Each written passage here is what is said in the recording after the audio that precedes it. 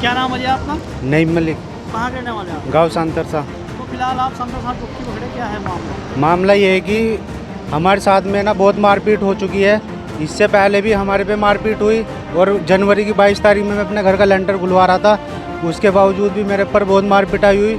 मेरे भाई भी थे और मेरी बहनों के साथ भी हाथापाई की, पहले भी मार पिटाई की थी। ये हमारे गांव के ही है, पड़ोसी है और हमारी ज़मीन पे अवैध कब्जा करना चाह रहे हैं। उन्हीं के नाम कोई ज़मीन नहीं है, हमारे नाम सब कुछ है। हमने स्टे ऑर्डर भी ले रखा पर कोई कार्रवाई नहीं हो रही। इसके बावजूद भी हमारी साथ पहले भी एक झगड़ा हुआ था और उसमें भी मैंने ये तहरीर दी थी। पहले अपनी बहन का मेडिकल करवाया था, मैंने अपना भी करवाया था, तब भी मैंने तहरीर दी थी, तब भी कोई कार्रवाई नहीं हुई थी।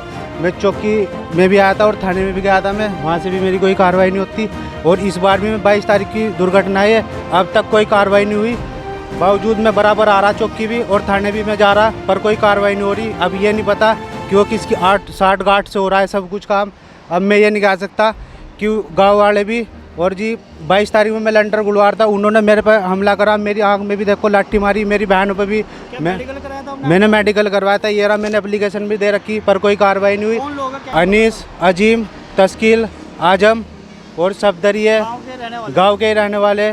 और क्या नाम है, अनीस है ना जो अजीम, इन्होंने पूरा दादागिरी नेतागिरी दिखा रहे हैं अपने आप को।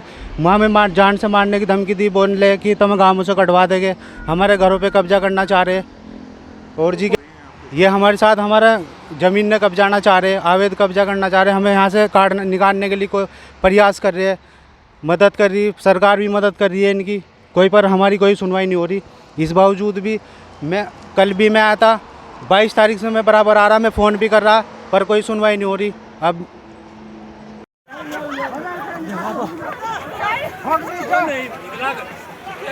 यार हम लोग कुछ गाए ना कौन है सुपर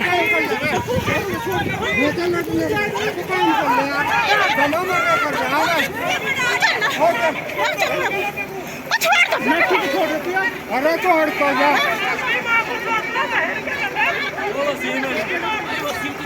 भाड़ की छूट